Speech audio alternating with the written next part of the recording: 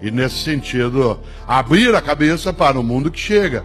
Num mundo em que eu posso desde publicar, escrever livros em plataforma papel, como no mundo digital, fazer cursos presenciais, ou como tenho eu, curso online de filosofia. Fazer aquilo que nos permite uma capacidade de fazer essas pontes todas dos nossos tempos de existência, mas acima de tudo, comemorar com humildade. E uma pessoa que tem humildade sabe que não se deve confundir humildade com subserviência. Uma pessoa subserviente é aquela que se dobra, que se humilha, que se enfraquece. Uma pessoa humilde é aquela que sabe que não sabe tudo, é aquela que sabe que não é a única que sabe, aquela que sabe que a outra pessoa sabe que ela não sabe, aquela que sabe que ela e outra pessoa saberão muita coisa juntas, aquela que sabe que ela e outra pessoa nunca saberão tudo que pode ser sabido. Foi claro? Humildade intelectual, generosidade mental e coerência ética. Preste atenção, a humildade intelectual nos coloca a necessidade, inclusive, de prestar atenção em quem não concorda com a gente. Uma das coisas mais tolas é achar que já sabe tudo que pode ser sabido e tudo que é necessário.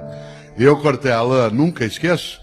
Cautela, um adversário fraco te enfraquece, um concorrente burro te emburrece, uma oposição frágil fragiliza um governo. Porque quando você presta atenção em algo que impede que você se acomode, muda o patamar. Eu, Cortella, quando secretário de Educação na capital paulista, uma parte do trabalho bom que a equipe fez, não foi só isso, mas também isso, a gente deveu a uma oposição muito bem feita. Porque a oposição bem feita, aquela que é respeitosa, mas que também não é negligente, permite que a gente não fique, eu faço o que eu posso. Aliás, eu nunca esqueço de um vereador, que hoje é deputado federal, e que infernizava a minha vida.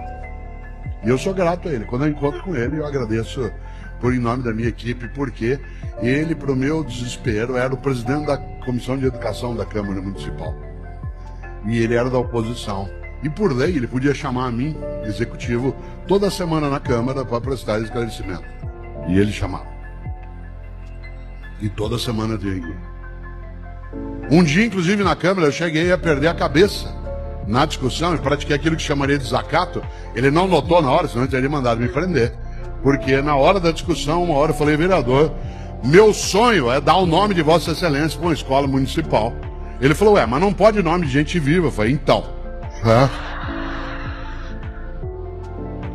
No entanto, eu sou grato a ele por uma razão.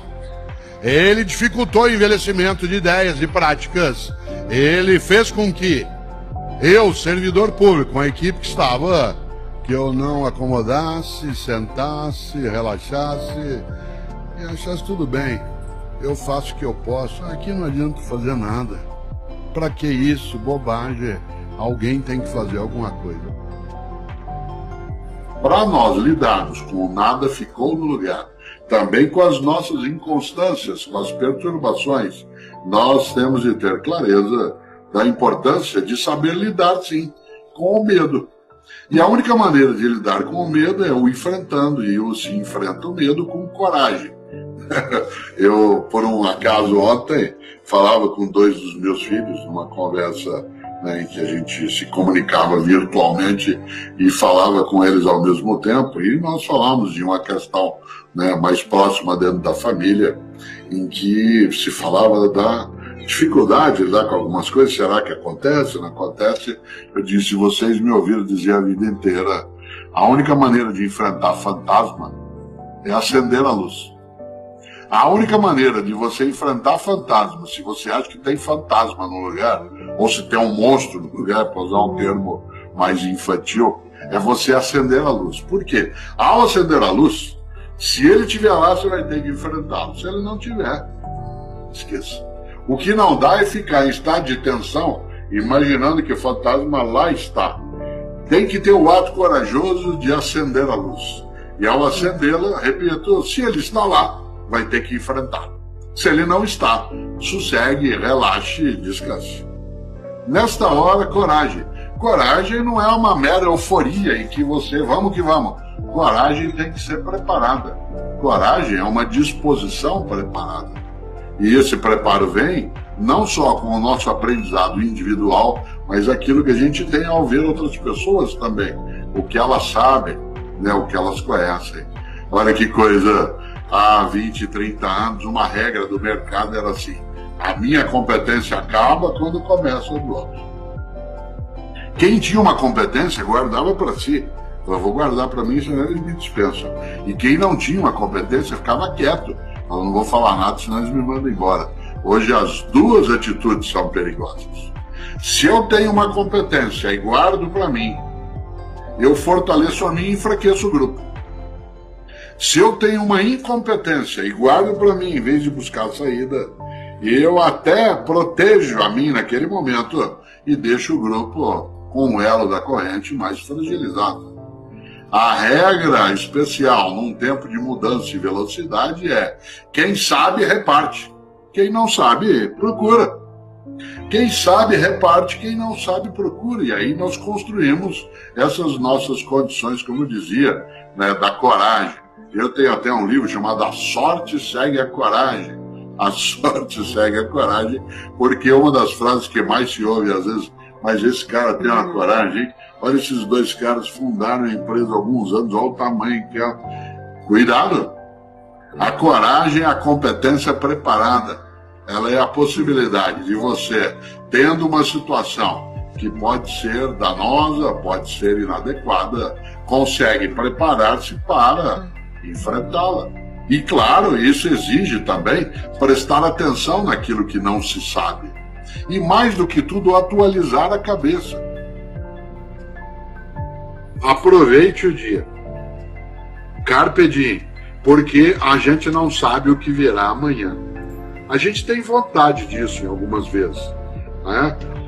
Quando eu lembro da importância que é, né, a capacidade de olhar o que nós temos e aproveitar o dia.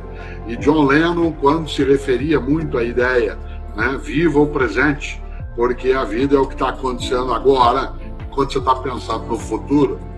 A vida é aquilo que está acontecendo agora, né, enquanto você está pensando no futuro. É claro que essa frase pode ser mal lida, mal entendida. A ideia de Carpe Diem, ela é gostosa em algumas situações. Isto é, quase que eu dizendo: não esqueça de aproveitar o dia, porque amanhã é incerto e o passado já foi. Mas eu jamais diria a alguém: pense só em aproveitar o dia, porque isso seria imprudência, imprevidência, incapacidade de construir o próximo passo. No livro Nos Labirintos da Moral, né, que eu escrevi, ali nós fazemos inclusive um capítulo sobre o Carpe Diem. Isto é, o quanto que uma parte de pessoas mais jovens, por nós, adultos criados, acabou acreditando na lógica do Carpe Diem, trazendo à tona algo que é: viva este dia como se fosse o último até o esgotamento. Agora não, em função da retração da pandemia. Mas no movimento pré-pandêmico, a lógica para alguns era: vá para a balada, caia nela, beije, fique, beba o mais que você puder, porque você não sabe amanhã como é que as coisas serão. Isso gerou também uma parte de pessoas sem um projeto de vida, sem uma concepção, em que a lógica se colocou num campo: esgote-se no agora, porque a vida é incerta. Claro que a vida é incerta. Claro que nós sabemos, como lembrou, né, sempre, né, o mundo romano de forma brincalhona, mas que vale: viva cada dia como se fosse o último, porque uma hora se acerta. Né? Viva cada dia como se fosse o último, porque uma hora se acerta.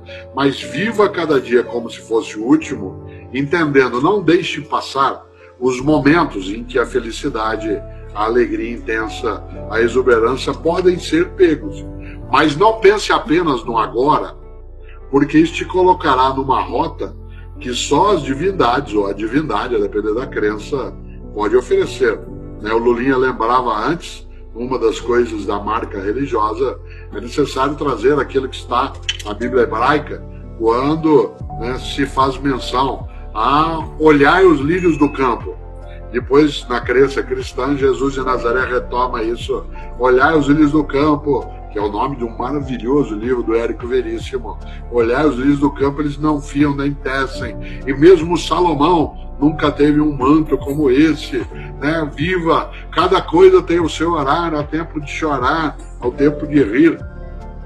Dá uma certa calma, mas a calma não pode, aí eu termino, Raimundo, a calma não pode ser exagerada, senão você vivendo só agora acaba sendo inconsequente, irresponsável, e o próximo passo fica esquecido. É preciso, voltando ao que eu disse antes, citando Paulo de Tarso, né? Combati o bom combate, mas se desse tempo, eu ia combater mais ainda, não ia ficar sentado aguardando, só aproveitando os frutos, isso não ia me conformar. É assim que eu vejo, e por isso o Carpe Diem, maravilhoso, ele tem que ser entendido como um conselho que funciona para a gente não desperdiçar o agora. Mas o desperdiçar o agora, ele fica muito mais agudo se não se projeta naquilo que virá e nem se presta atenção naquilo que já foi, né? Quando a gente está na rota da vida, na estrada da vida, para quem dirige sabe, eu não sei fazê-lo, quem dirige sabe que teu carro tem para-brisa e retrovisor. O para-brisa tem que ser maior do que o retrovisor, porque passado é referência, não é direção. Passado é referência, não é direção. Tem gente que dirige na estrada da vida com um retrovisor imenso e um para-brisa pequenininho, porque fica o tempo todo, se eu pudesse, no meu tempo, porque eu devia ter feito, e aí de repente não vive nem o que virá, porque não está olhando, nem o que já foi, porque acha que perdeu, e não consegue olhar o agora, porque fica afogado ou afogada em mágoas